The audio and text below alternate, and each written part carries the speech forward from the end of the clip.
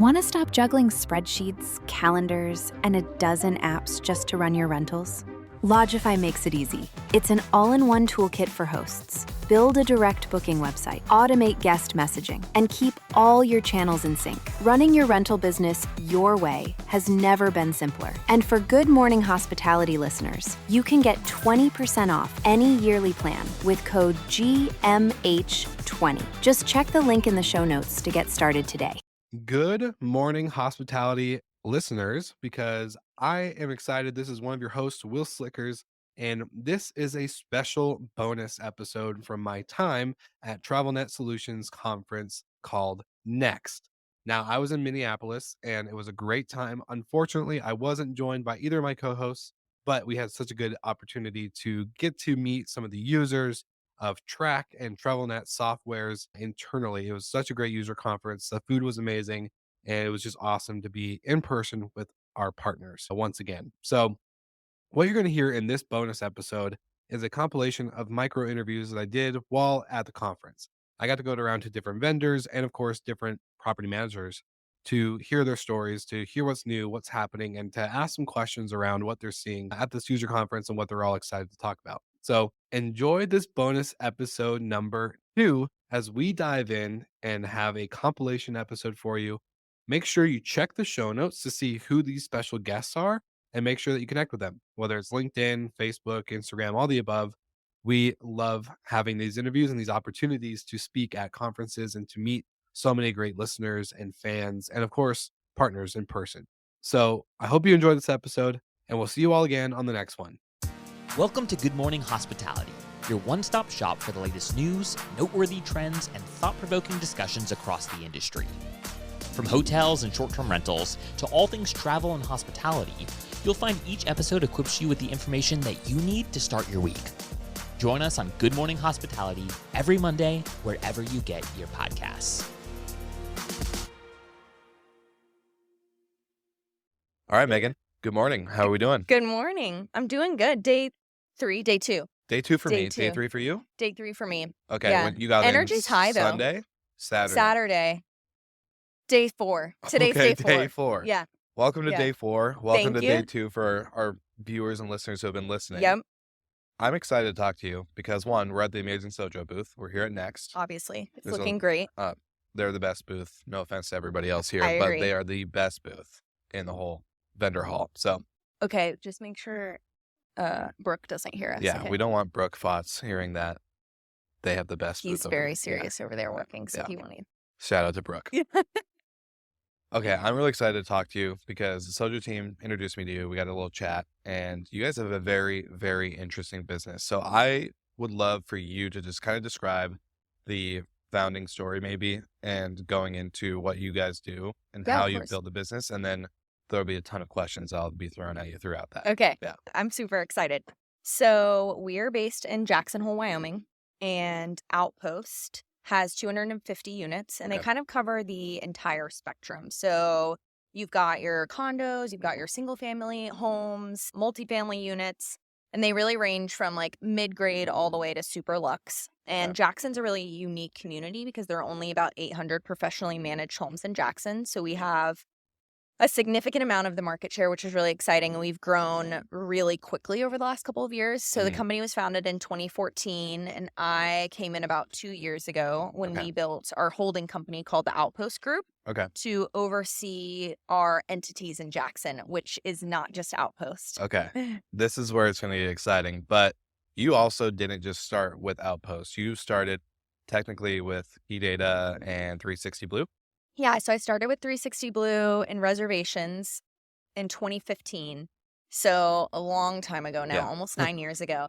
And I had, like most people, no interest in being in vacation rentals, but I really found this like really cool company that I Yeah. wanted to be a part of. Did you And fall into vacation rentals like we all did? yeah, Yeah. I did. I was like, I'm going to move to Thailand or become a lawyer. I had all these like grand ideas of what I wanted to do. And then I started working for 360.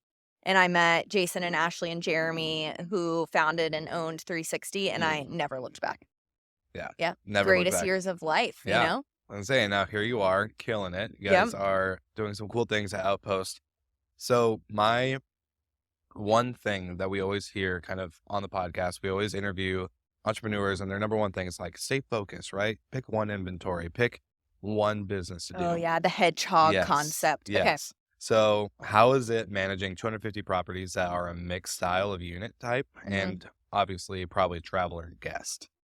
Yep.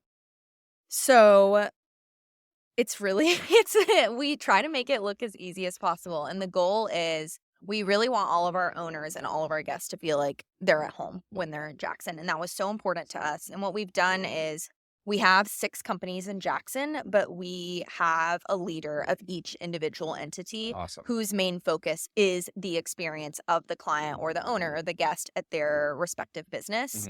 And then we have our parent company, which our job is to really make sure that each of those leaders is ensuring that the clients are having the best experience possible, that our marketing looks fantastic, that our financials are up to date. Yeah. And that is really helpful for us, just like build a really incredible team. And that really fulfills our entrepreneurial need to do a lot of things at one time. Yeah. Like shiny object syndrome, but controlled. Yes, and exactly. executed and planned. Yeah. I like that. So with these companies, they all serve each other into the guest and the traveler and the homeowner and all this stuff that you guys have. For a lot of people that are listening, watching, kind of maybe showcase why does this fit so good? If we have companies that support each other for an overall goal and mission of guest experience, customer service, executing high level, hospitality, basically. Right. I think that so many companies will relate to this, whether you have 1 unit or whether you have 1,000, you want to control as much of the experience as you possibly can, 100%. especially when you work in a vacation destination or even a leisure market where getting a vendor on the phone is nearly impossible. And it takes them months and months and months to address a leak. And you've gotten 5 one-star reviews about it. And so the most we can do to control that experience is really where this idea was born. Yeah. So the housekeeping company came first, and we were having a really, really hard time keeping housekeepers on staff. And just attrition overall with our housekeepers and honestly with our homes, because we're in such a difficult market, was becoming an issue. And so we thought, okay, if we can start this housekeeping company, housekeepers can all come in as employees rather than contractors. Like that is one facet of the experience we can control. And then it snowballed from there, and it just went downhill really quickly, and the snowball kept getting bigger and bigger.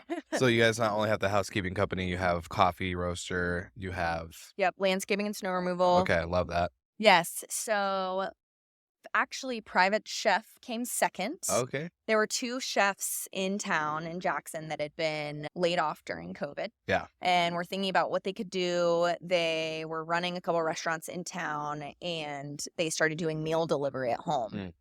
And Mecky, who owns the Outpost Group, said, wait, I think that this could be like a really awesome partnership. Yeah. I have the business sense. You 2 are incredibly talented at what you do. One is a sweet chef, one is a savory chef.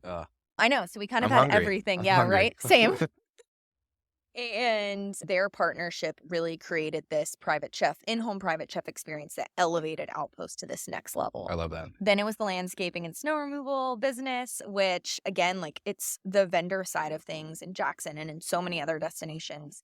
Getting someone to come service landscaping for your owners or snow removal in those times that last for 8 months out of the year are really, really difficult. And so this company allowed us to control even more, particularly of the owner experience. And then the coffee roasting business happened. And that is the newest venture. I love coffee. So you already had me at coffee. I was just sign me up. Sign me up. I'm quitting podcasting, guys. I'm going to Jackson Hole, and I'm going to start. You're going to start roasting coffee? Yes. 100%. It is. So this is actually funny. Side note, green coffee is coffee that has not been roasted yet. I did not know that. So when I first started, my job was like research green coffee buying, right? Because you're sourcing green coffee beans, like hundreds of pounds of green coffee beans from different countries. Where do you guys get your beans? So, oh my gosh, Papua New Guinea, Brazil, Guatemala, I'm a Brazilian bean Ethiopia. guy, but, oh, you are? yeah. Okay, we have a really incredible farm that we work with in Brazil. I thought green coffee was like sustainable coffee for the first 2 months. That I'm like so mortified to say that out How do we loud. figure this out? I know. It's like sustainability is really important to me. And then I realized that green coffee was coffee that hadn't been roasted yet. And I was like, okay, I have a lot to learn about this industry. You learn something new. Every all the single time. day. Yeah. Yes. And it's like, I don't know. I had, like growing up, my family wouldn't tell me that I was allergic to milk, and so Mhm. my milk was different. It was rice milk, and I had called it boys' milk because I had 5 sisters, and so no one told me that when you go to other people's houses and they ask you if you want a No, glass of you milk, say I I have want like, "I boys' want milk. boys' milk." Yeah, so you never That's know. really Green funny. green coffee beans could be Yeah, sustainable, okay, that makes me feel Could better, yeah, right? I was gonna say, I'll share an embarrassing make you feel a little bit better about it.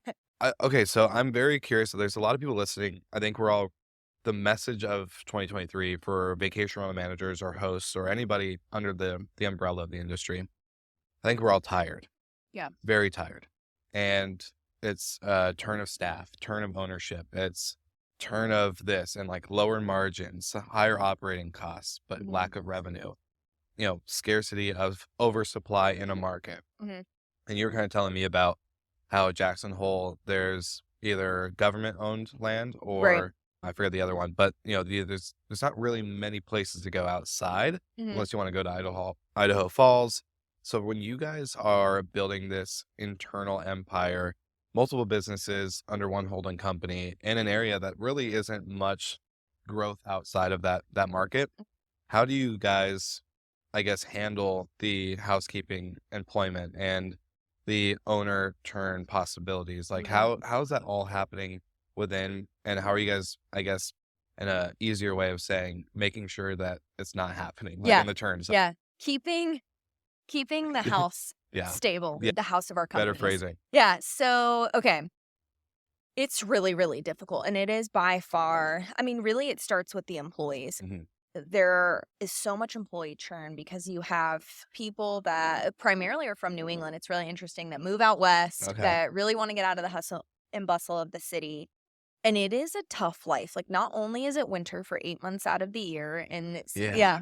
Yeah. I got Mhm. stressed just thinking about it. So yeah, Yeah. yeah, Yeah, it's coming. It's yeah. already, like, frosty out there right now, and we're at the end of September, but it's just really difficult to live there, Mm. both because of the winter and the need for snow tires, which are really expensive, Yeah.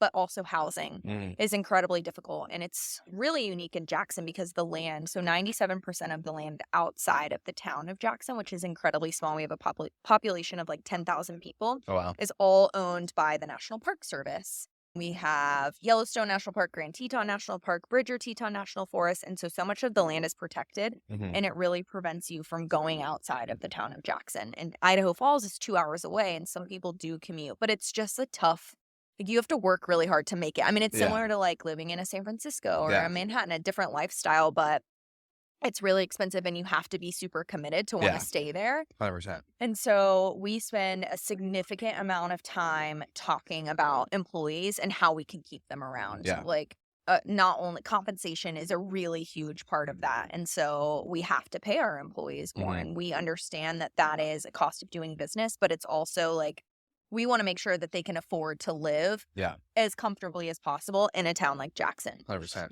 The benefits package, ski passes, anything that we can do to make the environment really fun, happy hours and team ski days.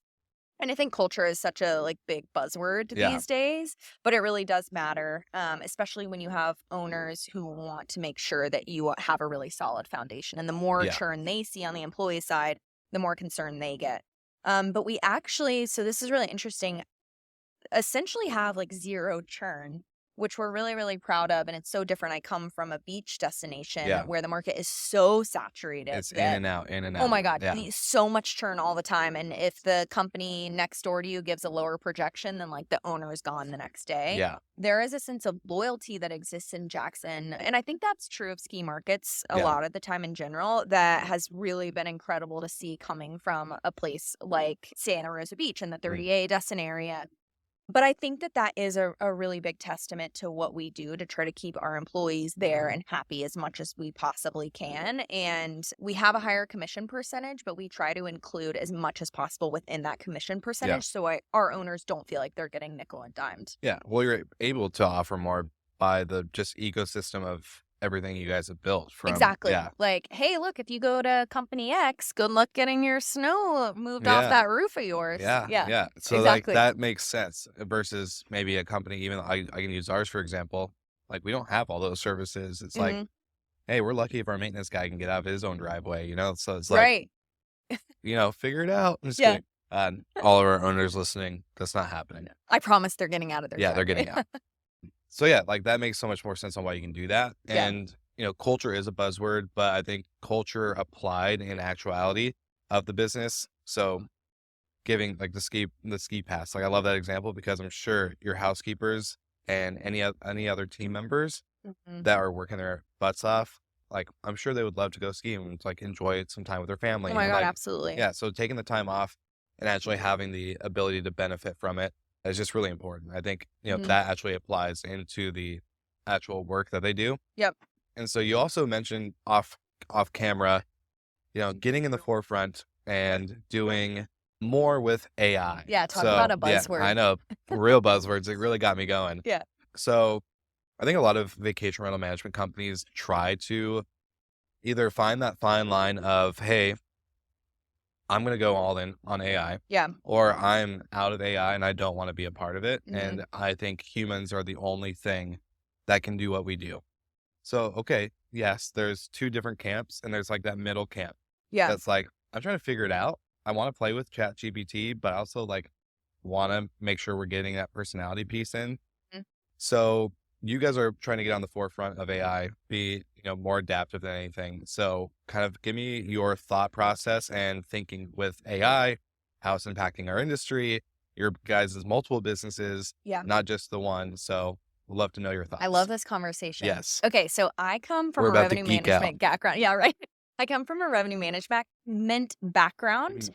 which revenue managers like I don't want to use any type of automated tool. I Yeah. want to do as much as possible to have as much human intervention as I possibly can. And I think that that is so important and something that will never ever ever be replaced by Yeah. AI.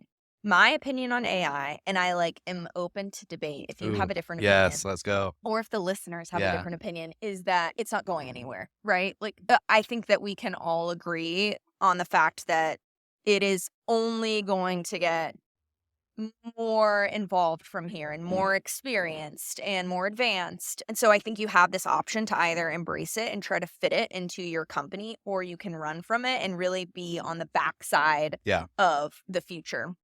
And so I think it's scary for our team, right? Like we have a lot of conversations with the team who's worried about AI replacing their roles, which Yep. I don't think is a possibility for a lot of reasons. Like AI can't manage people and No. AI can't have HR conversations. Like there's so much about AI that it can't do on the human interaction side, but it can write copy Yeah. really, really well. Yeah. And it can help you debug code if you Yep. need it to. And I think I had a friend actually who's not in the industry. Her boss sat her whole team down and said, I want you to replace one part of your job with AI. Mm. And I thought that that was really, really interesting and a good way to get people familiar with it. Yeah. And I don't know, I think the more familiarity you do have with it, the less afraid of it you are. Yeah. So however we can integrate it into our business to make things more efficient, not necessarily on like the communicating with the guest front, but Yeah. if it can help write emails and templates that are still read through by humans, like that would be a huge game changer for us. And so we're continuously looking like transcribing notes, which I Mhm. know CJ over there does Yeah. with his team. So yeah, that's my opinion. What are your thoughts? I'm very much in the same camp. I'm a big believer you don't need to understand AI in the sense of how it's made, what's built behind the curtain type deal. Yeah, You just need to understand how to use it and use it properly. totally agree. So it's just like why like a lot of people here at TravelNet's conference next, it's not like we're here to learn anything crazy new. It's like we need to understand our tools better. We Mhm. need to understand our partners better. That's why a lot of I think businesses in our industry can really struggle. Is like, all right, this PMS doesn't work or this doesn't work. I'm just gonna get a new one. And then they Yeah. go to the next company and then it's like the same cycle over and over again when in Yeah. reality, did Maybe you you're the problem. yeah, well it's like, did you really take the time to learn the Yeah. product? And like sometimes it sucks because these guys have a hard job too. Like they have to teach the software to a lot of people, to a Mhm. lot of teams, a lot of companies that use it differently. Yep. So being able to just have this ability to chase down that person and like, hey, I'm not understanding this piece. Yeah. Help me figure this out. And if it is a product issue, great. You're able to like figure that out. So I'm a big believer not understanding the technicality, but understanding the use case. Same. So Same. it's I like, don't think anybody knows. It's like the black box. Like Yeah. you don't need to know. like Elon Musk knows how ChatGPT was built, but I don't care. And Yeah. I actually don't think I want to It know. seems like space in my brain that I can't afford Yeah. to take up with Amen. knowledge. Amen. Yeah. So I very much believe it too. I think you can also speed up the process of everything you were saying. Like if I sit down to write this episode's copy, this is going to take me 20 minutes because I'm going to try to like think like, how do I want to word this? How do I want to do this? Yeah. In reality, Or it could transcribe the episode for you. there you go. Yeah. And it does so well. We use HubSpot as a CRM for our other business. I was telling you a little bit off camera, and they now transcribe voicemails, but not just transcribe, they summarize, and they do it Oh, with that's emails nice. too. So if a client sends us a 5-paragraph email where you're just dreading sitting down and reading Yeah. that 5-paragraph, like you have 400 things to do, it will summarize it so succinctly, but include all the necessary details. That's And awesome. it even tell you the tone of the message. So you know, like, okay, they're pissed off. Like I will also read the 5-paragraph email. Yeah. Or they're just inquiring about if you can mow their lawn next Yeah. week. That's Game great. changer. Great. We use a editing software called Descript. Yeah. And they do transcriptions.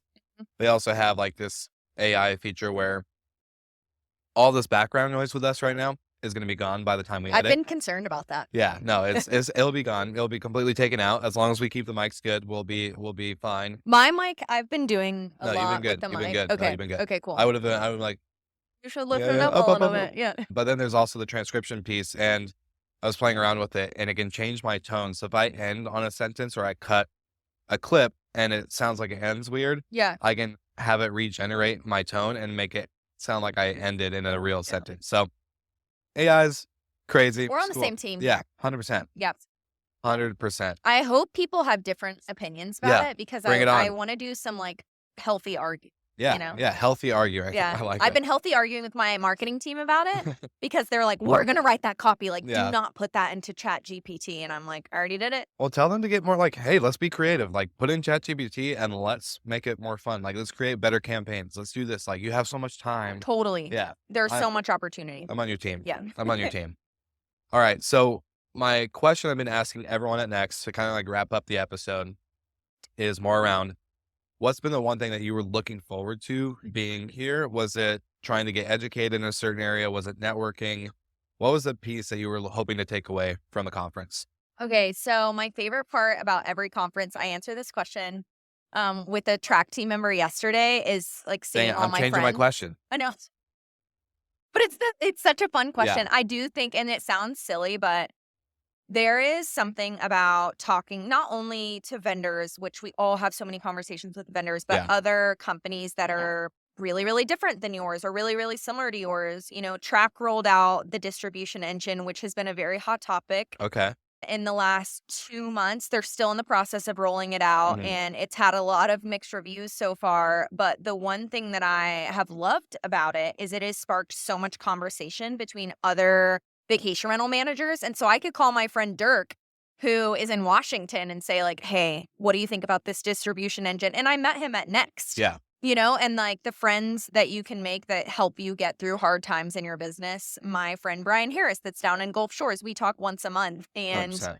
we also met at Next. Like there are so many opportunities that I really enjoy coming. Like I think it is always worth your time. Yeah. So that's been my favorite part, I think. I love it. And this is my first user conference, so I like that really? everyone is here on Do the you have same. a first timer badge on I your? know. I'm not a big conference badge guy. Yeah. I technically kind of hate them, but Yeah. it just like throws off my outfit, you know? It does throw off the outfit, Yeah. and they always get stuck, Yeah. like when you're And in they're all, sweaters like long this. and yeah, Yeah. I can imagine. Yeah, Agreed. that's rough. So yeah, I love that. This has been really cool to see. I love knowing that everyone's on the same software, at least same core software. 'Cause Yeah. You'd be like, cool. Like, what are you learning? What are you seeing? I think it's just a different conversation than if you're like at VRMA or Totally. any other conference. And we have just like this really open industry in general Yeah. where you can have conversations with your direct competitors or indirect, like Yeah, anybody. And everyone's like, oh my God, this is a really big pain point for us 100%. too. And I think that's so unique Yeah. to our industry. I couldn't agree more. Well, I've really enjoyed chatting with you. This has Same. been awesome. We should start another morning segment with this beautiful I know. background. It Like, looks so good. Do you have the bookshelf? I don't know. Maybe. It looks really, Yeah. it's kind of like we're on the beach right now, even though we're in Minneapolis and it is in fact raining and has been for 4 days It's sad. and cold. Yeah. It reminds me of Seattle, and I'm not happy Yeah, about I'm not it. happy Yeah. either. I know, this has been so fun. Yeah, Thanks it's for been fun. having Yeah, of me course. for the And morning coffee yeah, chat. cheers. And for all the listeners and viewers, everything will be in the show notes that we talked about. So make sure you like and subscribe. And then if you want to, what'd you say? Follow me. Oh, Properly or kindly debate, or what was that? kindly debate. I was Yes. like and subscribe. Yeah, like and subscribe, follow, and make sure you tell your mom about the podcast. Yeah. Make sure she's listening to it now. Yes, let's debate. Yes. Yeah. Friendly debate about AI. All right, Lino, we are here at the TravelNet Next conference. How are you doing today? Doing fantastic, Will. Another great event, and the track team really puts on a really, really good show. I will say, I think we've been a little spoiled here. So going to any other conference after this is going to be maybe rough. We'll see. The food has been really good. I'm Really- impressed. Even the snack table Yes. is better than most conferences' entire presentation. So fantastic. I couldn't agree more. I love it. Okay, so let's talk about what you guys are doing with Be Home 24/7. I want to get the update. We haven't had you on the podcast in a deep dive conversation yet, so soon to come. But would love to know, give us the update. What's going on with the business? What are you guys seeing in the industry? And what's the future looking like? Yeah, first and foremost, we're excited to be a track certified partner. So that means tighter integrations and seamless transitions of some of the data and the like. So we're very, very excited about that. Be Home, we've been very busy in operational efficiencies. So anything that we can do to make your jobs easier and automated so that you can focus on really the guest, the owner, and your company culture, and not pushing paperwork through departments and having 10 different tools you have to use to run your day-to-day. Those are the old days and ways of doing this business. Well, you've been a property manager before, and I don't know if are you still a property manager? I am. I'm the principal in Scenic Stays, Okay. vacation rental company in the Panhandle of Florida. Okay, so perfect. That's even better. But my message, or I guess theme that we've been hearing, is that people are tired. Yeah. Like it's getting to the point of, I think people are just overall exhausted. Yeah. Teams are exhausted. Owners are exhausted. The market's continuing to change. Technology is continuing to change. Okay. So what's your message to people that are just tired? Like, do you Yeah. have anything that helps prevent that with you? Yeah, and the busy work. You Yeah. know, as I said, pushing paper through departments is exhausting, and Yeah. it's boring, and keeps you away from what really matters, and that's hospitality, right? If we can spend more time taking care of owners and guests and less time running the business and pushing buttons, that's the best case scenario. Labor's hard to find. Everybody's coming off of the beach companies coming off of busy seasons and getting them to refocus, let the technology do what it was built to do, and spend more time with owners and guests. So how do you balance that then? Because a lot of people are like, I got in this for hospitality, Yeah. right? Like, I'm not here to be a tech entrepreneur and learning all these new tech pieces. And now do I not only have to learn this new thing called AI and all this other stuff, right? How do you balance that? Like, what is that key metric for you in order to make sure the technology is just running and you're able to provide hospitality? First and foremost, a good tech is seamlessly integrated, and it's working in the background, just Okay. like a great employee with their heads down. But If they you're don't go to sleep, and they don't argue, and they don't have a lunch break, and they don't have That's exactly right. Yeah. But if you're spending time worrying about your tech and hitting buttons in your tech, you probably have the wrong tech partner. Yes. And so that's something to consider when you think about your overall tech stack. Everything ought to be seamless and integrated, and move the efficiency through the system versus you having to stop at some point to go back to manual intervention. Yeah. Well, so Brandy Canali, COO of Romy, she always talks about her kind of vendor requirements for going through her tech stack and who's on the chopping block when it's time. If not, how do they pick their next vendor? So what's your advice for any property manager that is looking to advance their tech stack or grow their tech stack, or maybe replace a piece of their tech stack with somebody else? I always looked at my vendors as partners in my business's success, right? And so if your vendor isn't intimately involved in your business and looking at how you run your individual company, that's something you really should consider. When I look at this industry in particular, you can have two companies in the same market with the same inventory profile, and they run their businesses completely different. Yeah. And your vendors ought to be flexible enough to learn and think about how you run your business versus selling you a piece of software and telling you have a great life. Yeah, I totally agree. That's a good way to phrase it. So we're at Next. What are you trying or hoping to get the most out of for this conference? Obviously, you're getting to see a lot of your partners, a lot of your clients.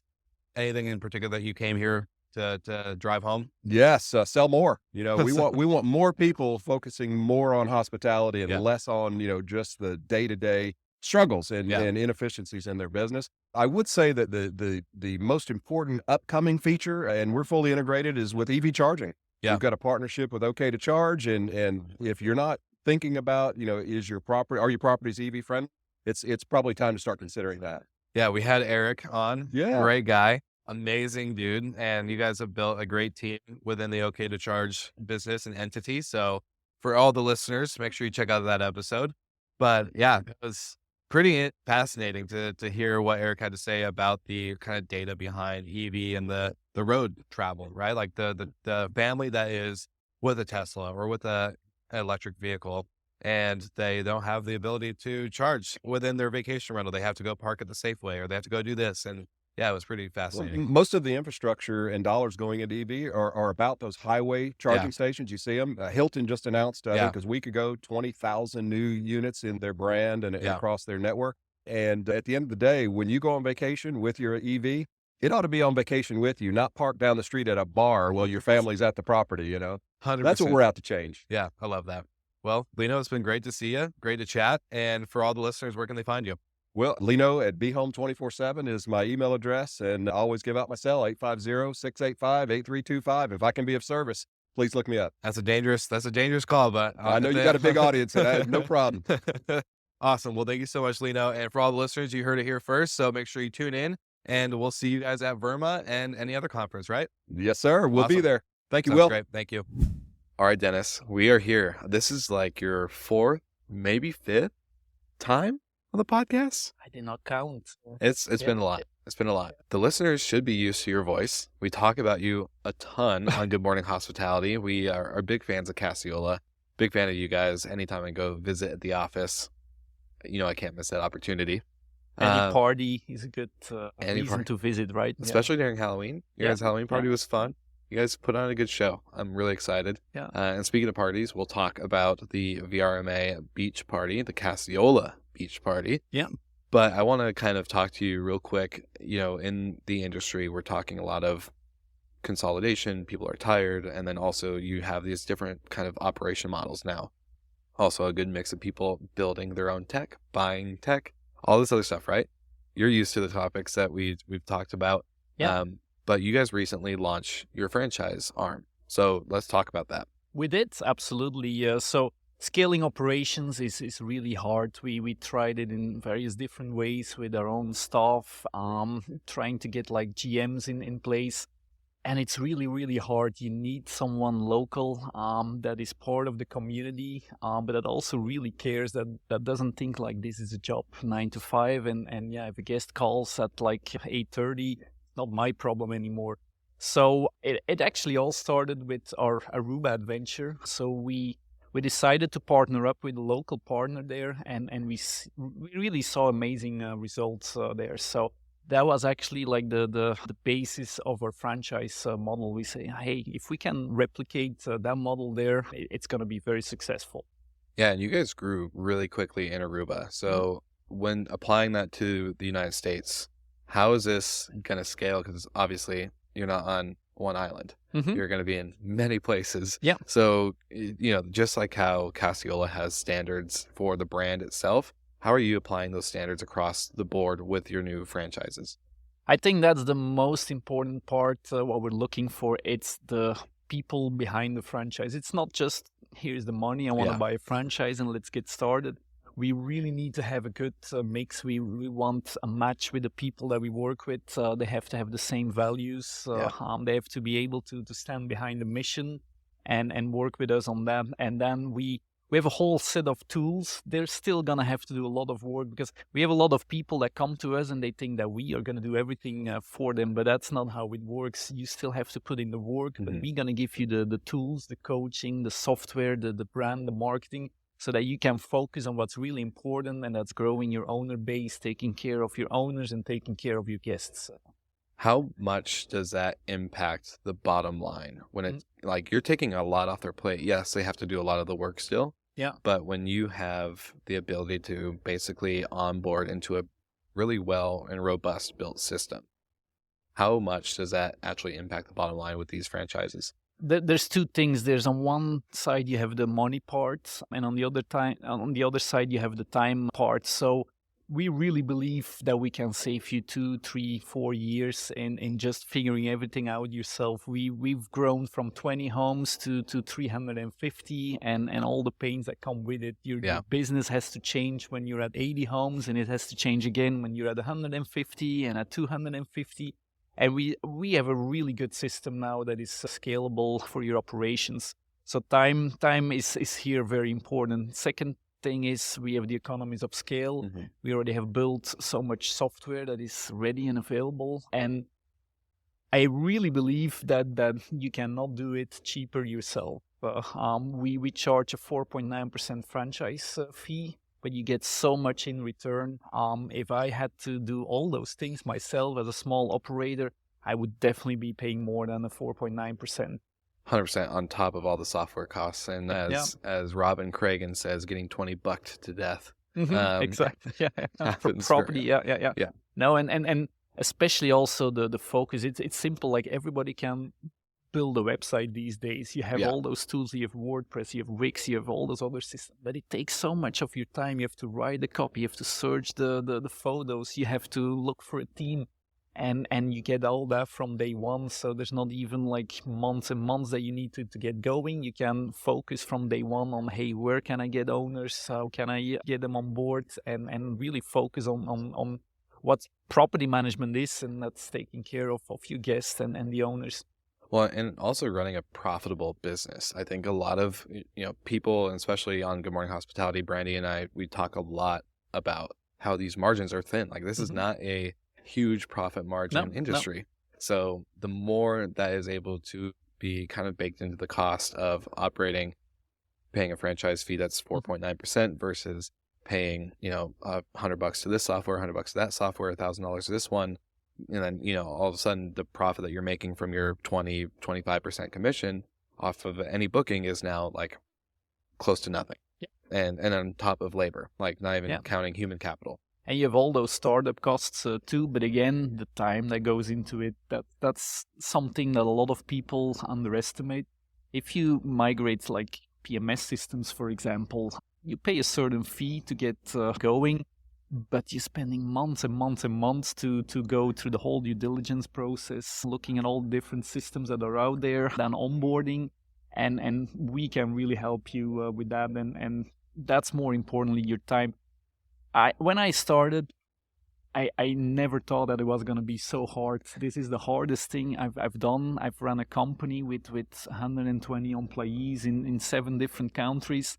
That's peanuts compared to property management. It's 7 days a week, 24/7. It never stops, and that makes it so hard on your personal life. Mm-hmm. And if we can take away a lot of those headaches, you're just going to have a better quality of life. You're going to grow faster. You're going to have less to worry about, and you're going to do it in a more economic way than doing it yourself. So for me, it's really a win-win combination. I'm not saying that because I'm selling franchises, but I really wish there was a great system around when I started, because it's coaching, it's software. You don't have to worry about all those things anymore. Yeah, you're helping alleviate the pain that you had to go through. That Absolutely. was years versus what you can do for a franchise. That makes sense. Yeah. You and I were talking kind of in the hallway, and we're here at Next for TravelNet. So for all the listeners, if you're not watching the video, you can go watch the video wherever we post. But we're here at this conference, and I was talking to you and Michael. Shout out to Michael, CFO, my man, Michael Scott. Greatest CFO in the world. He's awesome. We talk, I think, almost daily now. So we're chugging along. But, talking about the investor market right now. So you guys launched Guest Store. And when you and I got to chat for the first time at your office, I think you guys had just launched it or were just getting ready to. Now the market's changed a lot. Yeah. So give us some high-level overview of what's happening within the investment market of short-term rentals. Yeah. So we started with Guest Store, I think, in 21. We launched it in San Antonio, the VRMA conference. And it was probably the best time ever to get to short-term rentals. Property values were still low, interest rates were low. So we bought several properties as well in Orlando as in Miami. Returns on those have been great. I think, they almost doubled in value in a matter of a year.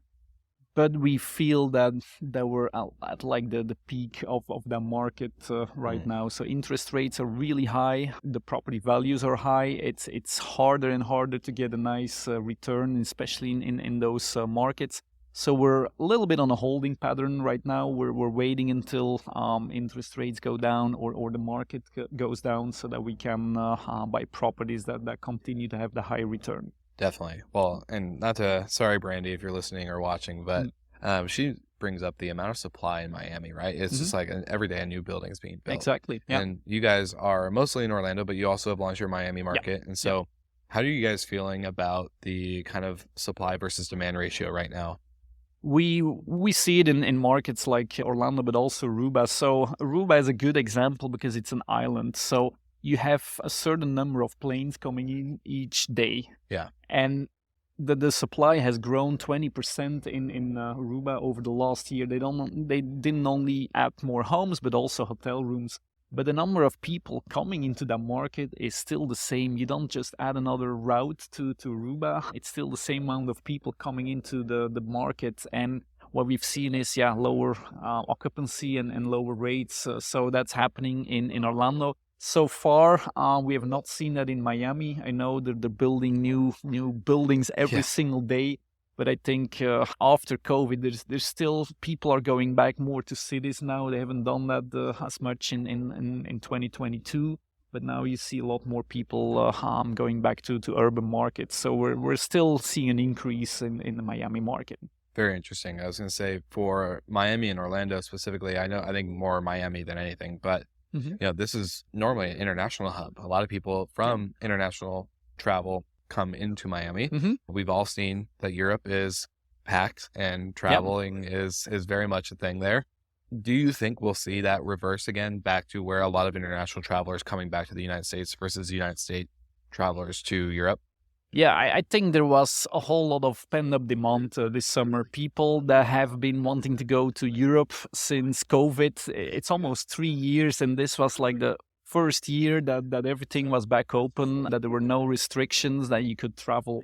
So I think a lot of people did, and it's going to go a little bit more back to normal next year. That's my prediction. You had those waves also coming to Orlando, for example. That was 2022. Yeah. Everybody had been going to the mountains and the beach in 21, so now they wanted to go back to be around other people, which is Disney World and cities. And this year was Europe, so hopefully next year we see a normalized market. Yeah. Well, it's also very interesting that I heard you say yesterday, because I think of Disney. I have family there. I go visit my nieces. We go to Disney World. We do the run, Animal Kingdom, all this fun stuff. But you were telling me that actually Orlando is a bigger conference market. There's a McDonald's franchise conference and all this crazy stuff, right? We were having lunch with Ryan Bailey yesterday, and we're talking about that. So maybe is that an overall myth of Orlando that it's just for families and Disney, or what's kind of I think so. So in the last few years, we had around 75 million visitors coming to Orlando, and more or less half of it is for the theme parks. So that means the other half is in Orlando for conventions. We have the second largest convention center in the US, and they just put massive shows on there. It's a little bit like Vegas. They also tracked a lot of those shows. And the same in Orlando. So it's not just leisure travel, but also a lot of B2B. Very fun. Well, speaking of Orlando and conventions and fun, the one thing we can't forget to talk about on this podcast, as we're excited to partner with you guys as your media partner for the Cassiola Beach Party. What can we expect with this huge soiree of activities and fun that you guys have built out? We're really, really excited about that. So it all started in Vegas last year. I think on Monday night, I got around 15 invitations for different events and dinners from all kinds of vendors. And we made the ambitious plan to visit 5 of them. And now we started, and after 2 or 3, we were so exhausted and everybody wanted to go back to their hotel rooms. So I thought there must be like a better way. Why don't we get everybody together in one location, get all the vendors together and do something like really, really cool. And since VRMA was coming to Orlando, which is our home market, I thought, okay, let's just take the initiative and see who wants to join us. So we thought, okay, if we want to do something like that, we do need to go big. So we thought we're going to rent out an entire theme park. We have been looking at some options, and we settled on Discovery Cove, which is like a hidden gem in Orlando. Most people don't even know Discovery Cove, but it's like a little paradise right in the middle of iDrive that most people don't know. So it's tropical themed. It's during the day, it's an all-inclusive water park. So we rented out the whole entire park for the evening. And we're going to throw a massive beach party. There's going to be entertainments. There's going to be gifts. We have a whole bunch of amazing partners that are going to spoil all our guests. And yeah, we're really looking forward to it. Yeah, well, I just found out today that I'm donating myself for all the listeners and viewers that are going to be there to be Thank part you of for that. I was going to say, you really drive a hard bargain. So part of the event is also we want to drive awareness of advocacy. We always see those events also at VRMA and other locations where you have like the big companies donating like $50,000 or $60,000 for advocacy, which is great, of course, because we need that money. But we want to get the smaller guys involved too. We also need that $10, that $50 from everyone. And more importantly, we need everybody to participate. Yeah. It's not just a few CEOs that are going to change the market there. We need everybody to be involved. And to create that awareness, we added an advocacy component to the event so people can... It's free for property managers. But we also offer donation tickets. They're $50, and the proceeds go 100% to the advocacy fund. But we also want to do something fun at the event itself. And we came up with a dunk tank, and we're looking for some amazing industry leaders to donate their body for the good cause. And we really appreciate you joining us. We have a couple of others like Steve Trover, Steve Milo. We're looking at others, so it's going to be amazing. Yeah. Well, so if you're listening, tuning in, watching the video, and you're wanting to donate to advocacy, but maybe your pockets don't have the amount that you want to donate, but you can donate your body to get dunked and to have others pay to dunk you. So I'm excited. It'll be... Let's see how much you're worth. I was going to say, Julie George has not had success auctioning me off in the past on stage or at conferences, so I might not be worth much to you, but hey, I'm down to get dunked, and especially in Orlando, it's going to be hot, so it'll be maybe a nice cool down for the day. Absolutely. Very excited. Well, thank you, Dennis, again for sitting with me or standing with me here at Next. The conference question I've been asking everybody, what was the main goal for you when you were coming to this conference? Are you here to network? Are you here to learn? What was the main? So first of all, I want to see where track is going, the future, and networking with the people that are making it happen. You usually don't see them, but everybody's here, the engineers, the customer success team leadership, and that's important for me to talk to all of them, not just the salespeople, but the people that really make it happen. For sure. Awesome. Well, thank you again, Dennis. Thank you. Of course, we'll be seeing you very, very, very soon. Absolutely. Thanks.